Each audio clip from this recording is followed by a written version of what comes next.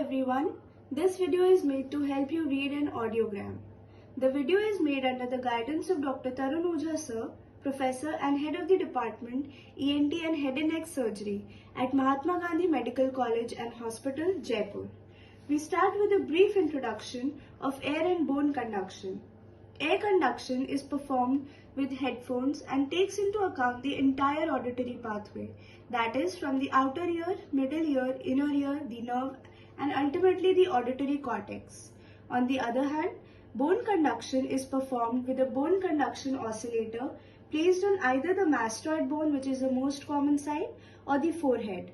It directly stimulates the inner ear and the nerve by passing the outer and the middle ear.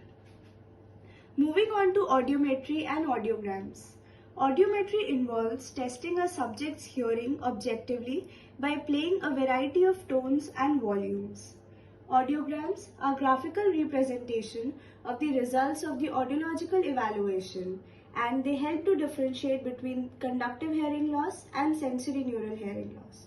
These graphs document the volume at which the patient can hear different tones. Tone is measured as frequency in hertz, plotted along the x-axis from low pitch to the high pitch. The volume is measured in decibels, plotted along the y-axis from loud at the bottom to quiet at the top. The lower down the chart, the higher the decibel, that is, the louder is the volume. The higher up the chart, the more sensitive is the hearing of the patient. Now, hearing is tested to determine the quietest volume at which the patient can hear each frequency. Now, method of plotting the graph. Each frequency is played at the volume and the patient hears them is marked on the graph.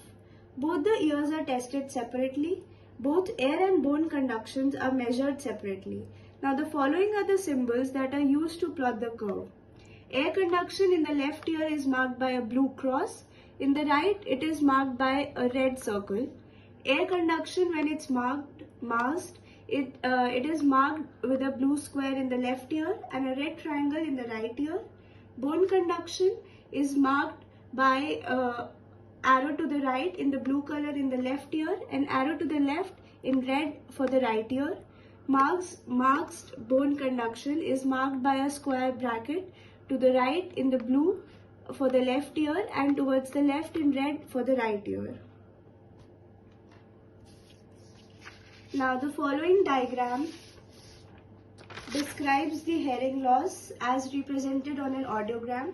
From 10 to 25 decibel is the normal range. From 26 to 40 determines mild hearing loss. 41 to 55 is moderate hearing loss. 56 to 70 decibel is moderately severe hearing loss.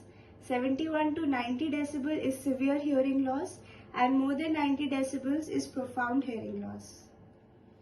Now, coming to the audiograms, in a patient with normal hearing, all the readings will lie between 0 to 20 decibels, as you can see here in the figure. Both air conduction and bone conduction lie between 0 to 20 decibels. Now, coming to the next graph, in patients with conductive hearing loss, the bone conduction will be normal, lying between 0 to 20 decibels, whereas the air conduction will lie below 20 decibels because the hearing loss is greater than 20 decibels. Coming to the next graph, we see that in patients with sensory neural hearing loss, both air conduction and bone conductions will lie below 20 decibels. And the SNHL can be unilateral, more in one ear, or it may be bilateral.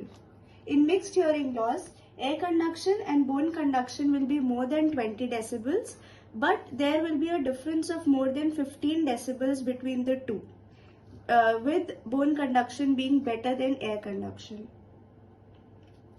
Coming to the next graph, it shows a Cahart's notch, which is a dip in conduction at 2000 Hz due to the loss of the middle ear component close to the resonating point of the ossicular chain.